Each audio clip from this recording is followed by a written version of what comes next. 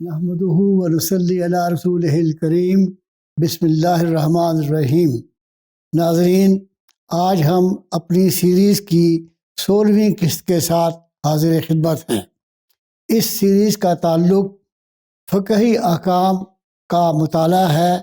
ہمیں معلوم ہے کہ ہم نے اس سے پہلے قرآن حکیم اور احادیث رسول کی ان احکامات کا مطالعہ کیا جو اس شعبے سے تعلق رکھتی تھیں۔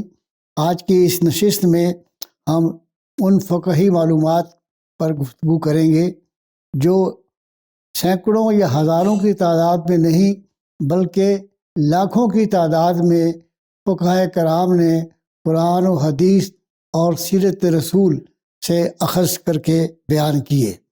یہاں پر ایک بات بہت وضاحت سے جان لینا ضروری ہے کہ یہ وہ احکامات ہیں جن پر کسی خارجی دباؤ سے عمل نہیں کیا گیا، بلکہ امت نے دنیا کے مختلف ممالک میں ان احکامات پر از خود عمل شروع کر دیا۔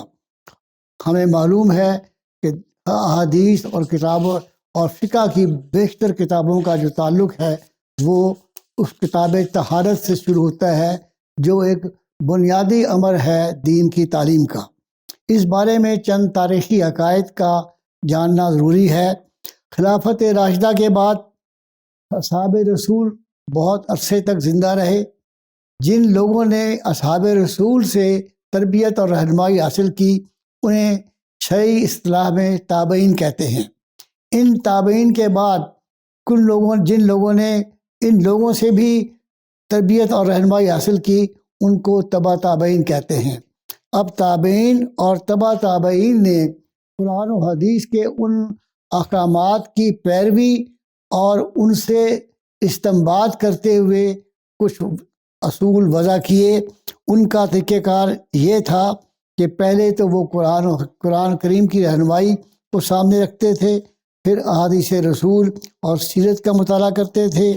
اس کے بعد اگر ان دو جگہوں سے ان کو رہنمائی نہ ملتی تھی تو پھر وہ یہ دیکھتے تھے کہ ان سے قریب ترین موضوعات پر کیا رہنمائی دی گئی ہے۔ ان کی روشنی میں اس طریق پر استشہاد کرتے تھے کہ وہ اصول وضع کیے جائیں جو کسی صورت میں بھی قرآن و حدیث سے متصادم نہ ہوں، نیز عقل و فہم کے مطابق ہوں، یعنی ایسا نہ ہو کہ خلاف عقل اور خلاف اصول کوئی بات جو ہے وہ سامنے آ جائے۔ ناظرین، ان تمام معیارات کے اندر زمان اور مکان کی وجہ سے بھی ایک اختلاف کا ہونا بڑا فطری عمل تھا۔ آپ کو معلوم ہے کہ خلافت اور کے بعد اسلامی مملکت بہت دور دراز تک پھیل چکی تھی، تو مختلف ملکوں، مختلف شہروں اور مختلف علاقوں میں مختلف حالات کے تحت کچھ اصول جو تھے اختیار کیا گیا، جس کو بعد میں آنے والے لوگوں نے اختلاف کا نام دے دیا۔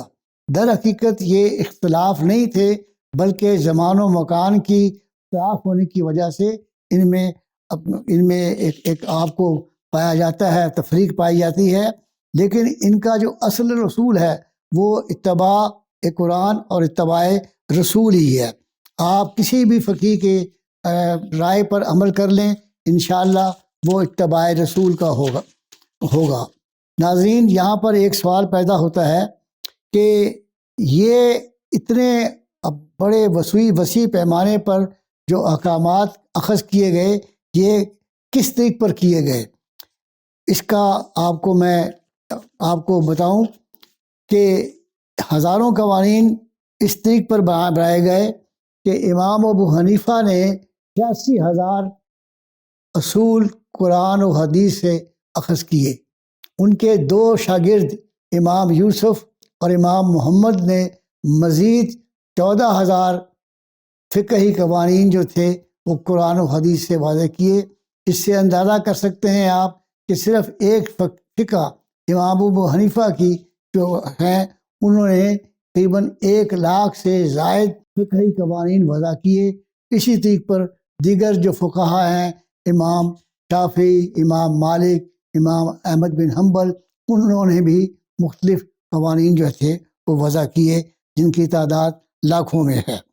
ناظرین، یہاں پر میں ایک واقعے سے آپ کو اس کی تشریح کرنا چاہتا ہوں کہ امام احمد بن حنبل جو ہے، ان کا ایک بہت بڑا نام ہے۔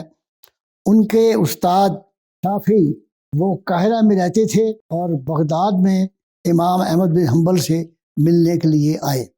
راستے میں قافلے کے ساتھ آتے ہوئے ان کا سامان چوری ہو گیا اور وہ بھوکے رہنے پر مجبور ہوئے۔ اس دوران میں کبھی کبھار کسی نے اگر ان کو کھانا دے دیا تو کھا لیا، ورنہ وہ بھوکے رہتے تھے۔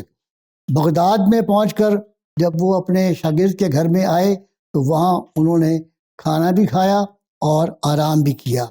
ان کی آرام کی خاطر امام احمد نے اپنی بیٹی کو اس بات پہ تعینات کیا کہ وہ ان کا خیال رکھے۔ بیٹی نے رات کو سونے کے لیے ان کے لیے وضو کا بندوبست کر دیا اور وہ سو گئے۔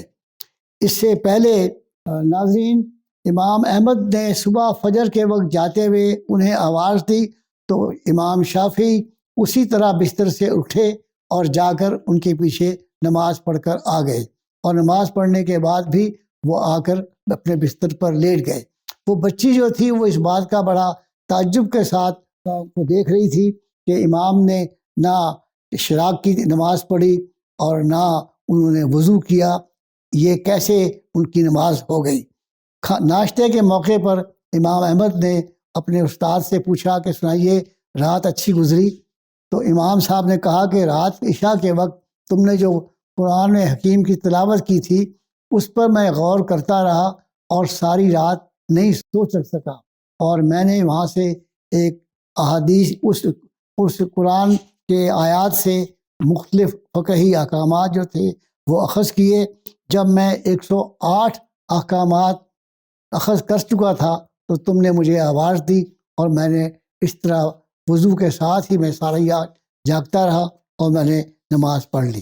تو یہ ایک واقعہ آپ کو بتانے کے لیے کافی ہے کہ فقہائے کرام نے کس انداز میں قرآن و حدیث سے استنباط کیا، جس پر آج ہم عمل پیرا ہوتے ہیں۔ ناظرین، ہم اپنی اس گفتگو کو سمیٹتے ہوئے آپ سے یہ واضح کرنا چاہتے ہیں کہ ان تمام تر فقہی قوانین کو اس انداز میں لیا جائے کہ یہ قرآن و حدیث سے اخذ کیے گئے ہیں۔ اس میں فقہی اختلافات کی بنیاد پر ایک دوسرے کے ساتھ کفر اور شرک کے جو فتوے ہمارے ملک میں لگائے جاتے ہیں وہ لگانے ضروری نہیں۔ تاہم نوجوان نسل کے لیے یہ بہت ضروری ہے کہ وہ اپنے دیگر علوم کے حصول کے ساتھ ساتھ قرآن و حدیث کا مطالعہ کریں تاکہ ان کو اس قسم کے مسائل کا از خود علم ہو سکے۔ اللہ تعالی ہم سب کا حامی و ناصر ہو۔